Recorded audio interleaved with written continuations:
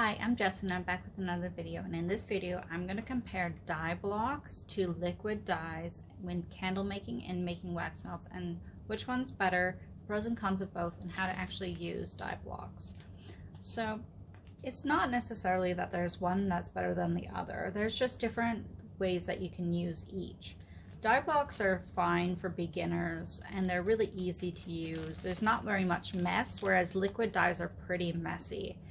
And if you spill it, you'll regret it forever because it just makes a ginormous mess.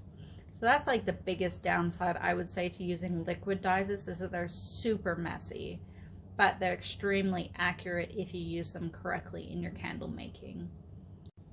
You can get your pot of wax, and if you have like 1 kilo of melted wax in here, you can accurately measure how many drops you drip into the wax to get a perfect color every time, and you can record it and in your notes, and every time you go to make those candles or that wax melt flavor, then it will be perfectly the same color every single time. And that's the biggest benefit with liquid wax.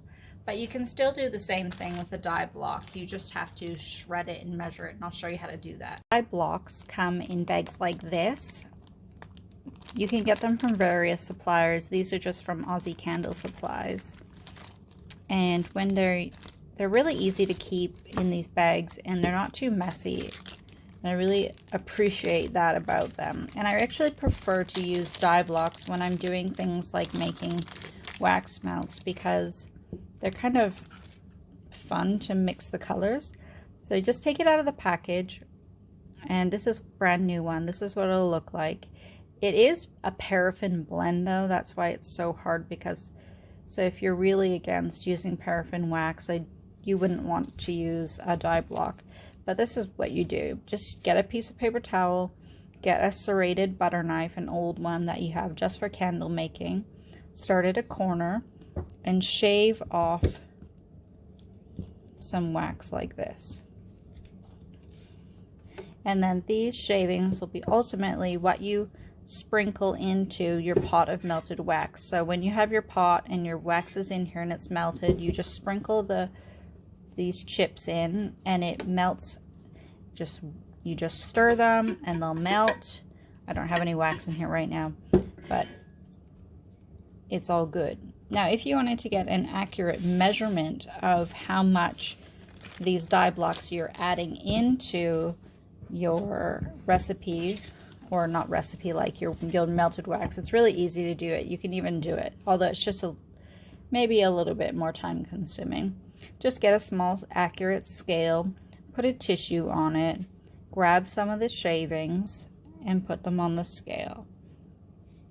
And then, like this one is 0.2 grams. If I was making a small batch of melted wax, what I would do is I would write down 100 grams of like whatever wax I was using. Like if I was making wax melts, I'll use 494 soy, and then I would write down that I would use 0.20 grams, and then this one was called raspberry.